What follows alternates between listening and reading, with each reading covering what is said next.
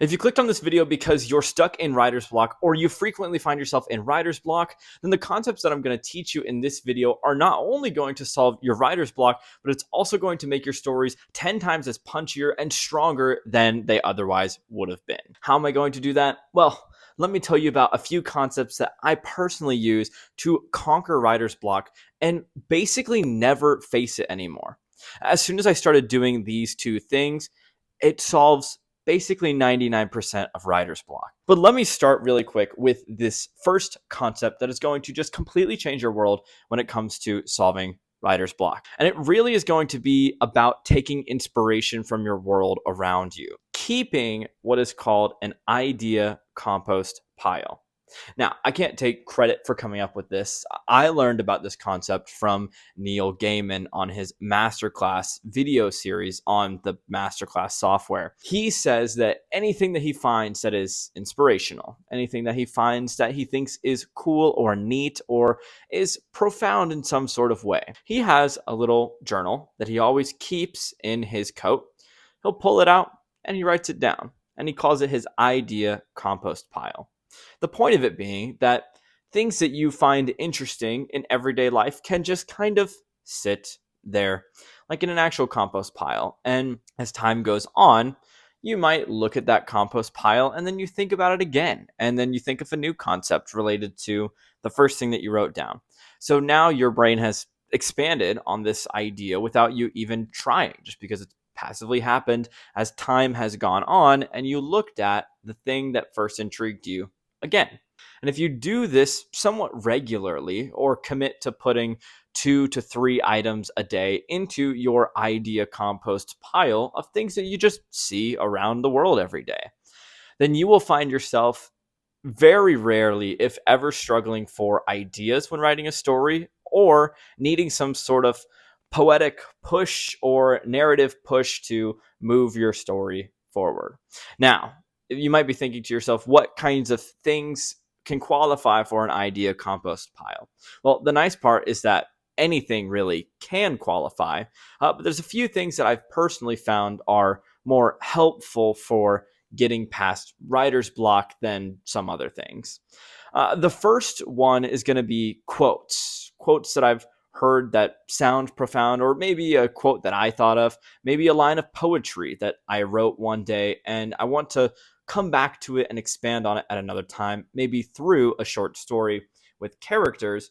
Then it can go in the compost pile as a quote. Quotes I find are extremely helpful because there's a lot of ways that you can take quotes. You could create a character that would say a quote like that and then put that character into a specific world. You could put worlds or environments in your idea compost pile.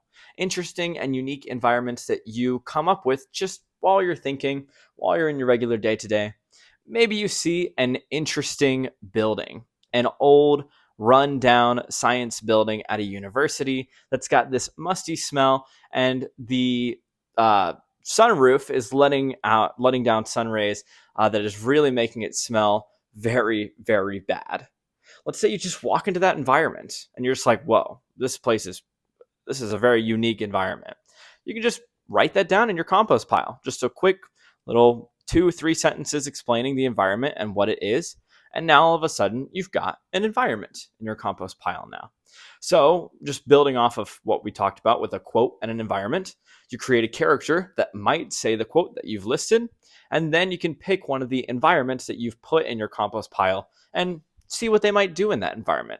Who might they meet? What kinds of problems or conflicts might they run into? What would cause the initial conflict that would kickstart the story? These are some ideas that you can do with an idea compost pile. Something else that I personally like to do is to include photos or screenshots from movies or TV shows or YouTube videos of a frame that I think is particularly interesting. So if you see a frame or a picture and you go, wow, that is just really cool. That makes me think, makes me ponder. Take a screenshot. Put it in your idea compost pile. Put it in a notes on your notes app in your phone or in a Google Doc. Find a place to put it where all those photos will exist in the same area. and you can reference it again and think about the themes behind the photo. And maybe you could, introduce some of those themes into the story that you're about to write or are currently writing. There's lots of different ways that an idea compost pile can help take your story in unique directions. Do you have a cool story of when you were younger that you think is particularly interesting? I'll tell you that I went and ate at 6 Waffle Houses one night from 9 p.m. to 3:30 a.m. and was sick for the next 12 hours, but couldn't let myself throw up because I needed to work at a fast food restaurant the next day. And if I threw up, then I wouldn't be able to work for 24 hours, and I needed that money to pay for my school tuition that month.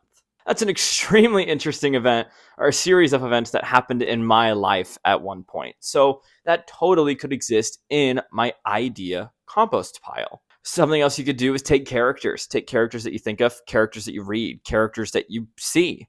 You don't have to come up with a character. I mean, you could put Captain Jack Sparrow in your idea compost pile and a couple key traits about him. And then Dr. Robotnik from the Sonic the Hedgehog series and some key characteristics of him. And you can pull characteristics from that. The whole point of a compost pile is that it just exists there. And you can come back to it when you need ideas. You can come back to it when you need inspiration. It is particularly helpful when you're trying to write a new story, or you're trying to come up with a new story. There's plenty of prompts and interesting things that you can read in there. And if you can expand on it just a little bit, usually you can create the world, the conflicts, the people that you need to write the story. It is somewhat helpful if you're in the middle of writing a story while facing writer's block, but maybe not the best thing. This next tip, though, is what I have found is the best thing for when you're facing writer's block in the middle of writing a story. And it is this concept. What is the worst thing that could happen to my main character right now? That's it. What's the worst thing that could happen to him? You take that question, you answer it, and then whatever that worst possible thing is, aside from him dying, make it happen to him. Make the worst thing happen to him. Make the worst thing happen again and again and again and again and again. It will make your story profoundly interesting and make it move fast. It will make it move snappy and quick. And so if you're trying to write a short story, especially, you want to make a lot of your actions very quick. And so if you're constantly asking the question, what's the worst thing that could happen to this guy, to this girl that I've put into this situation, and then making that thing happen, your story is going to be very, very interesting. Let's look at Up as an example. What happened to Mr. Fredricksen? His wife passes away. So unfortunate. But the home that they rebuilt together and the mailbox that still got their handprints on it is still there. He still lives there. But, what's the worst thing that could happen? He loses that house. He goes outside. What does he see? Commercial construction all around him. He's sitting in the middle of a dirt lot where a building is waiting to go. And the only thing stopping them from building that is his house. And that's the worst thing that could happen to him in that moment. What else is the worst thing that could happen? Leaving the home. They're trying to get him to move into a senior home for extended care. He doesn't want to do that. Then from that point forward, he pushes the construction worker away. What's the next worst thing that could happen? The mailbox gets broken. The mailbox that meant so much to him. And then what's the next worst thing that could happen? Mr. Fredricksen gets in trouble by hitting the construction worker. And then his forehead starts bleeding. Then he goes to a court case. And then he's mandated to give up his home and go live in assisted living. These are terrible things to happen to him, all in the first 10, 15 minutes of the story. We haven't even gotten to the part where he actually takes off in the House of the Balloons. So he does that. We'll just keep going with the example. He takes off with the balloons. Then what's the next worst thing that could happen to him? Russell is on the house with him sitting on the porch, thousands of feet up in the air. After he sent him off on the snipe hunt, Russell suddenly is now wrapped up in this issue. So Carl, Mr. Fredricksen, can't be by himself anymore. Now he's got Russell along with him for the ride. What's the next worst thing? The balloons that's holding him up pops. They go into a thunderstorm. It pops a bunch of balloons. They pass out. What happens? They They make it, kind of. The house is barely floating at this point. And then if you follow the rest of the up story, you'll notice that this structure, this pattern happens again and again and again and again.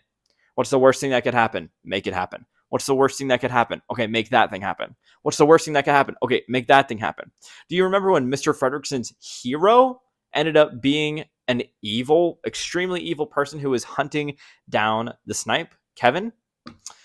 That's the worst thing that could happen to him. A childhood hero that him and his wife built their entire life around. Their whole spirit of adventure was inspired by Charles Muntz. And all of a sudden, Carl finds out that he's this evil person who is not the hero that he once looked up to. The worst thing that could happen to him again and again and again. Guess what? Up is a fantastic movie, and it works so well because the worst thing is happening to Carl all the time, and to Russell and to Kevin. The worst thing continues to happen over and over and over. So if you apply the same concept to your stories, you will find your stories having the same kind of impact that Up can have. It will emotionally move you because when there are large swaths of action constantly happening, as in the worst possible thing happening, then it's going to move your audience. It's going to move your reader. And this applies to comedy as well. It doesn't have to just be, oh, all dramatic and sad and people are getting hurt and dying and things are failing. It's not necessarily true. For example, in a comedy story, let's say there's two brothers who are trying to get a car. And so they're working all these odd jobs and funny things and funny antics are happening while they're working on these odd jobs. And then finally they get enough money for the car. So they buy the car. Awesome. What's the worst thing that could happen in that situation to those two people? Well, they lose the car. Maybe somehow the car is not stopping when they're going down a hill, and then they both have to jump out the windows, and then they watch as their car rolls off of a cliff and falls hundreds of feet down into a large body of water, and we're so far away from it that we can't even hear the splash of the car. That is hilarious and a little sad, and the worst thing that could happen to them, and is the most interesting thing that could happen to them as well. So that's the power of making the worst thing possible happen to your character. That doesn't mean that you have to have a sad ending. It just helps increase the stakes a bit. It helps makes things more interesting. So if you're stuck in a bout of writer's block at the moment in a story that you're currently writing, think to yourself, in the current place where my characters are located, what's the worst thing that could happen? Does an enemy figure out where they're at if they're in hiding?